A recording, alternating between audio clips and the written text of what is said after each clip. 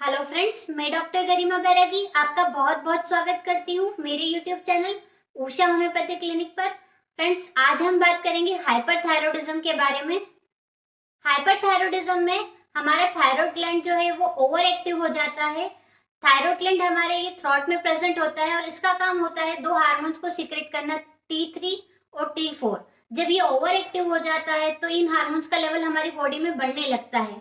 साथ ही एक हार्मोन होता है TSH जो हमारी बॉडी के पिट्यूटरी ग्लैंड से सीक्रेट होता है और इसका लेवल हाइपरथायरॉयडिज्म की कंडीशन में कम होने लगता है। T3 और T4 इन दो हार्मोन्स का लेवल हमारी बॉडी में बढ़ना और साथ ही TSH का लेवल हमारी बॉडी में कम होना, इस हार्मोनल इम्बैलेंस की कंडीशन को ही हम हाइपरथायरॉयडिज्म बोलते हैं।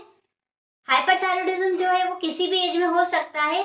साथ ही अगर हम महिला और पुरुष में देखें तो महिलाओं में हाइपरथायरॉयडिज्म होने के चांसेस पुरुष के कंपेयर में ज्यादा होते हैं। अब हम देखते हैं कि हाइपरथायरॉयडिज्म होने के क्या क्या कारण हो सकते हैं। अगर आपकी बॉडी में आयोडीन का लेवल बढ़ रहा है तो उस कंडीशन में हाइपरथायरॉयडिज्म हो सकता है। ऑटोइम्यून डिसीज एक होती है ग्रेव्स डिसीज, अगर उससे आप सफर कर रहे हैं तब भी आपको हाइपरथायरॉयडिज्म हो सकता है। साथ ही अगर आपको थायराइड ग्लैंड में बार बार इन्फेक्शन हो रहा है तो उस कंडीशन में भी हाइपरथायरॉयडिज्म हो सकता है। जेनेटिक फैक्टर भी एक इम्पॉर्टेंट कॉज हो सकता है हाइपरथायरॉयडिज्म होने का।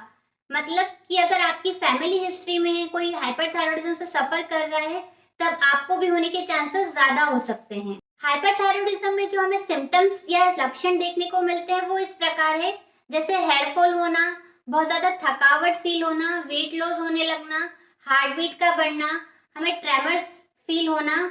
साथ ही कुछ मानसिक सिम्टम्स हमें देखने को मिलते हैं, जैसे कि पेशेंट बहुत ज्यादा चिड़चिड़ा होने लगता है, महिलाओं में पीरियड्स इरेगुलर होने लगता है और इनफर्टिलिटी का कारण भी हो सकता है हाइपरथायरॉयडिज्म।